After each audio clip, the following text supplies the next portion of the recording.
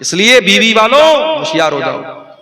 अगर कोई इंसान फिरौन से भी बड़ा जालिम होगा तो वही इंसान अपनी बीवी को ढंग से नहीं रख पाएगा, वरना फिरौन जैसे जालिम को भी पता है कि बीवी से पंगा लेना मुनासिब, बोलो भाई नहीं है। और बड़ा मशहूर लतीफा है कि एक साहब ने, उनकी बीवी बहुत परेशान करती थी, उनको शक करती थी उनके ऊपर। जब कहीं बाहर जाते फोन करके पूछने लगती कहां हैं आप, कहां हैं आप। तो एक मर्तबा बीवी मायके चली गई। अब मायके जाकर के बार बार फोन कर रही है कहां हैं आप।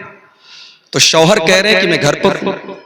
तो कह रही है कि कैसे मैं मान लूं कि आप घर पे हैं। एक काम कीजिए, आप किचन में जाइए और जो मिक्सर है मिक्सर को आप चालू करके दिखाइए, तब मैं मानूंगी, वीडियो कॉल पे आप दिखाइए। तो शौहर ने जो है मिक्सर की आवाज सुना दी उसको फोन के ऊपर, तो वो मुतमईन हो गई कि चलो ठीक है, इसका मतलब कि शौहर घर पर है। दूसरे दिन फिर फोन किया, कहां है आप, कहा घर पे हूं, का मिक्सर चला के सुनाइए। फिर उन्होंने मिक्सर को चला के सुना दिया। तीसरे दिन बीवी अचानक सरप्राइज देने के लिए घर आई तो शौहर गायब था और छोटा बच्चा वहीं घर में खेल रहा था। बोला तेरे अब्बू कहां गए, बोले 3 दिन से मिक्सर लेके गायब है। तो बीवियों को कंट्रोल करना इतना आसान काम नहीं है। जब फिरौन जैसे जालिम की नहीं चली तो हमारी और आपकी क्या चलेगी। उसको भी बात माननी पड़ी, कहा ठीक है अगर तू कहती है तो चल मैं इस बच्चे को पाल लेता हूं। और बाद में वही बच्चा मूसा अलैहिस्सलाम बनता है। लंबा वाकया है, मैं उस वाकये की तरफ नहीं जाता हूं।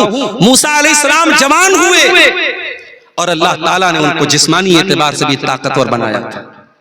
मूसा अलैहिस्सलाम ने देखा कि उनकी कौम का एक इंसान और फिरौन की कौम का एक इंसान दोनों आपस में लड़ रहे थे। तो मूसा अलैहिस्सलाम ने अपनी कौम के आदमी को बचाने के लिए और उसका सपोर्ट करने के लिए तिब्ती को एक मुक्का मारा, और ऐसा मुक्का मारा कि मूसा अलैहिस्सलाम के मुक्के से वो इंसान मर गया। मूसा अलैहिस्सलाम के मुक्के में इतनी ताकत थी कि सामने वाला मर गया। गुटखा खाने वाले के मुक्के में इतनी ताकत नहीं होगी। माफी, जो गुटखा खाएगा, जो खैनी खाएगा, जो तंबाकू इस्तेमाल करेगा, जो चरस गांजा और नशा करेगा, बड़े अफसोस की बात है वो इंसान किसी काबिल नहीं बचेगा। आज क्यों ये हकीमों और डॉक्टरों के पास क्यों लाइन लगी रहती है, क्यों मर्दों के अंदर कमजोरियां पैदा हो रही हैं, और क्यों इंसान शादी के बाद किसी को मुंह दिखाने के काबिल नहीं रहता है। ये वजह और हालात क्यों हैं, जब आप असबाब पर गौर करेंगे ये नशा की बहुत बड़ी वजह है हमारी नौजवान नस्ल के बर्बाद होने की। अल्लाह हमारे तमाम नौजवानों की हिफाजत फरमाए। मेरे भाइयों, मूसा अलैहिस्सलाम ने ऐसा मुक्का मारा, सामने वाला मर गया।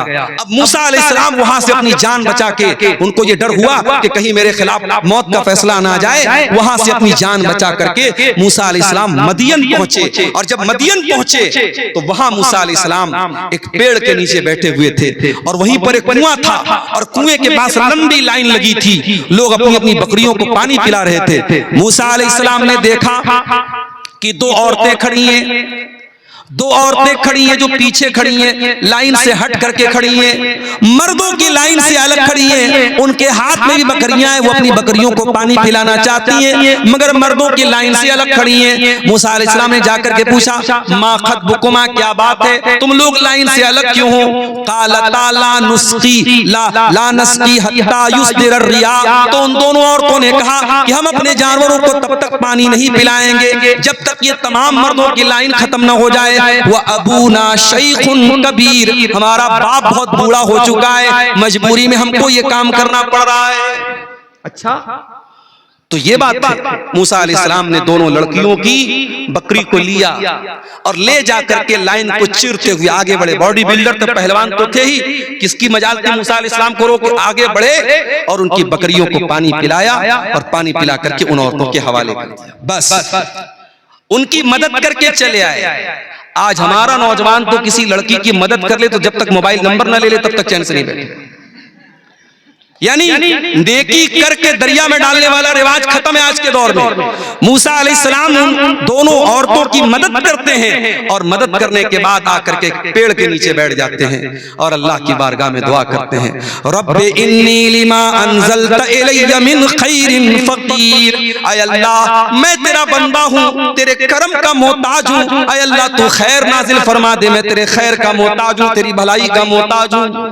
अभी मूसा अलैहिस्सलाम की जबान से दुआ निकली कि इतने में कुरान कहता है फजाअतु इहदाहुमा तमशी अला इस्तिहया, उन दोनों लड़कियों में से एक लड़की चलते हुए आई। दोनों लड़कियों का नाम कुरान ने बयान नहीं किया। दोनों लड़कियों की हाइट क्या थी, वो कितनी खूबसूरत थी, उनके हुस्न जमाल का जिक्र कुरान ने नहीं किया। हाँ, कुरान ने एक चीज का जिक्र किया, फजाअतु इहदाहुमा तमशी अला इस्तिहया, उन दोनों लड़कियों में से एक लड़की शर्मा शर्मा के चल रही थी और शर्मा शर्मा के चलते हुए आई। पता ये चला मेरी बहनों कि आपकी खूबसूरती की अल्लाह के यहाँ उतनी अहमियत नहीं है, आपके हुस्न जमाल की अल्लाह ताला के उतनी अहमियत नहीं है जितनी आपकी शर्मो हया की है। जिस औरत ने अपनी शर्मो हया को बचा के रखा, जिस औरत ने अपनी पाक दामनी को बचा के रखा, उससे ज्यादा अल्लाह के यहाँ किसी औरत का मकाम नहीं है। वो लड़की शर्मा शर्मा के चल रही थी। अल्लाह ताला ने उस लड़की की चाल को बयान किया कि वो शर्मा शर्मा के चल रही थी और आई और आकर के कहने लगी इन्ना अबी अदऊका लियजज़ियका अज्र मा सक़ैत लना, कि ऐ नौजवान मेरे अब्बू आपको बुला रहे हैं, आपने हमारी बकरियों को पानी पिलाया है, चलिए हमारे अब्बू आपको कुछ इनाम देना चाहते हैं, कुछ रिवार्ड देना चाहते हैं। अब मूसा अलैहिस्सलाम आगे आगे चल रहे हैं, पीछे पीछे लड़की चल रही। चाहते तो लड़की आगे रहती, मूसा अलैहिस्सलाम पीछे रहते, मगर एक मर्द की इफ्फत का तकाजा ये है कि अगर औरत साथ में है तो मर्द आगे चले, औरत पीछे चले। औरत रास्ता बता रही है और बताते बताते मूसा अलैहिस्सलाम उस लड़की के घर पहुंचे। लड़की के बाप का नाम शुएब था। वहां हजरत मूसा की उनसे बात हुई तो हजरत शुएब ने कहा कि मेरी ये दो बेटियां हैं, मैं चाहता हूं किसी एक बेटी का निकाह मैं तुमसे कर दूं, मगर शर्त यह है कि आपको 8 साल या 10 साल मेरे घर पे काम करना पड़ेगा। 8 साल 10 साल अगर आप मेरे घर पे काम करेंगे तो मैं इसी को मेहर बना देता हूं और अपनी किसी एक लड़की की शादी आपसे कर देता हूं। आज हमारे यहाँ लड़कों की शादी होती है तो लड़की वालों से पूछा जाता है कि क्या देंगे आप, बाइक देंगे, 4 व्हीलर देंगे, बुलेट देंगे, क्या देंगे, कितना कैश देंगे। यहाँ पैगंबर को, मूसा अलैहिस्सलाम जैसे नबी को शादी करने के लिए 10 साल काम करना पड़ा। 10 साल अपने ससुराल में उनको सर्विस देनी पड़ी, तब जाकर के उनकी शादी हुई है। यहाँ गंगा उल्टी बह रही है, यहाँ उल्टा मामला है। यहाँ बेचारे लड़की के बाप के ऊपर बोझ डाला जा रहा है कि तू कर्जा ले ले, तू बैंक से लोन ले ले, तू भीख मांग ले, मगर तुझे हमारी डिमांड पूरी करनी पड़ेगी। और लड़का जितना क्वालिफाइड हो, लड़का जितना अच्छी पोस्ट पर हो, लड़का जितना अच्छा कमाता हो, उतनी मोटी रकम जहेज में ली जाती है। और लेने वाला भी अहले हदीस और देने वाला भी अहले हदीस। अल्लाह अकबर। चुल्लू भर पानी में हमें और आपको डूब मरना चाहिए। माफ करना मेरे साथियों, अगर अपने आप को अहले हदीस कहते हो तो शादी ब्याह के मामले में भी अहले हदीस बनो। सिर्फ सीने पर हाथ बांध लेने से और आमीन जोर से बोल लेने से कोई अहले हदीस नहीं हो जाता है। हमारे शादी ब्याह का जो सिस्टम है, और मैं पूरे सीमांचल में मैंने गौर किया है, आज बहुत सारी बुराइयां आपके इस इलाके में मौजूद हैं और उसमें से एक बुराई जहेज की शक्ल में है। मूसा अलैहिस्सलाम नौजवान हैं, 10 साल तक उन्होंने शुएब के घर में काम किया और फिर उनकी शादी होती है।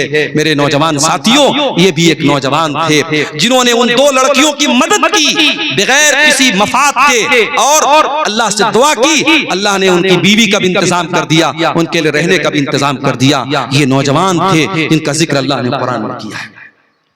और आगे बढ़िए, आज जुमा का दिन था, आपने सूरह कहफ पढ़ी होगी। सूरह कहफ में अल्लाह ताला ने कुछ नौजवानों का वाकया बयान किया है। इन्नहुम फित्यतुन आमनू बिरब्बिहिम वज़िदनाहुम हुदा। अल्लाह के कुछ नौजवान बंदे ऐसे भी थे, सारी कौम मुशरिक थी, सारी कौम अल्लाह के साथ शिर्क करती थी, मगर उन चंद नौजवानों के दिल में अल्लाह ताला ने तौहीद डाल दिया।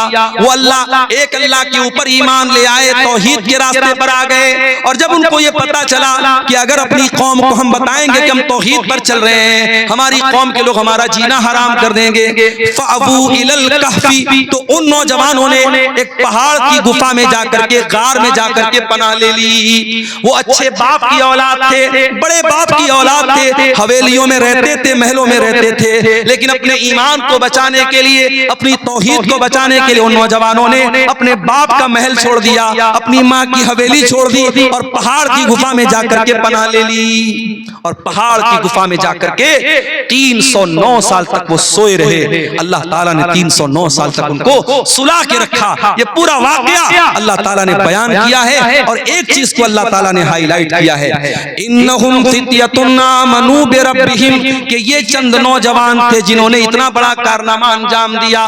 पता ये चला मेरे नौजवान भाइयों कि अल्लाह की तौहीद के लिए अपने बाप का महल छोड़ देना और ऐशो आराम छोड़ देना ये आसान काम नहीं है, ये एक नौजवान ही कर सकता है। मेरे प्यारे नौजवान साथियों, जरा असहाबे कहफ को अपने सामने रखो और सोचो कि वो कहां खड़े थे और हम कहां खड़े हैं। वो अपनी तौहीद और ईमान को बचाने के लिए कहां चले गए और आज हम कहां खड़े हैं।